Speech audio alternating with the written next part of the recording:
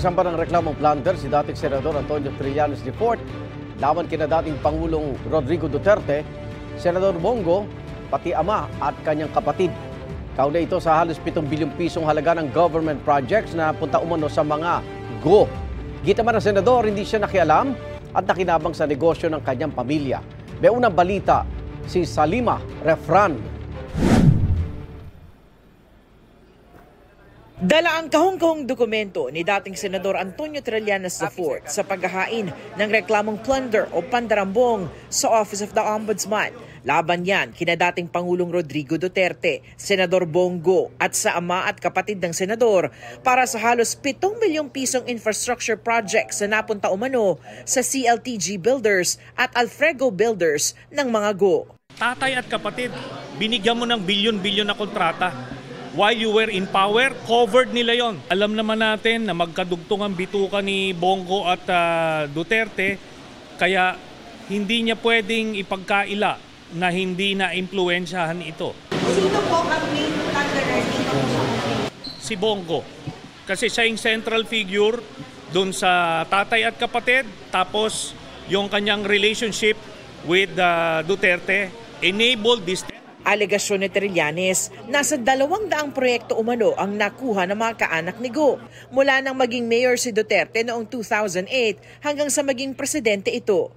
Karamihan umano ay nasa Davao Region at Davao City. May flood control, merong mga road widening, lahat-lahat. At ito nga, ang assumption natin dito, kahit na kompleto o nagawa yung proyekto, pero yung offense niya is hindi dapat sa tatay at kapatid ang nag-benepisyo. Ang nakalagay sa ating batas, up to 4th degree of consanguinity and affinity. Pero ito, first degree ito, tatay ito at kapatid. Git ni Trillanes, kulang sa puhunan ng CLTG at Alfrego Builders pero gumawa ng paraan para makakuha ng malalaking proyekto sa pakikisosyo sa mag-asawang Curly at Sara Diskaya. 816 million pesos umano ang halaga ng mga proyektong napunta sa joint venture ng mga Go at ng mga Diskaya. Undercapitalized ito, hindi sila pwedeng magkaroon ng mga proyekto ng mga daang-daang milyon. So ang ginawa nila, nagsisircumvent sila ng ating batas by having joint ventures with yung may mga AAA licenses. Pinabulaanan ni Senador Go ang mga alegasyon. Lahat naman tayo may negosyo yung mga pamilya natin. Lahat ng pamilya may negosyo. But hindi po ako nakikialam dyan. Nakialam ba ako? Hindi. Nakinabang ba ako? Hindi. Binigyan ko ba ng pabor ang aking pamilya? Hindi. Ayon kay Go, haharapin niya ang reklamo at handa ring kasuhan ang sariling kadugo kung nagkamali sila. Meron naman pong COA na pwede naman pong tumingin kung meron bang pagkukulang o meron bang irregularities dito sa mga proyektong ito. Kasuhan niyo po. Kaya sabi ko nga, ako pa mismo, willing po akong kasuhan kahit kapamilya ko, kahit sino pa yan.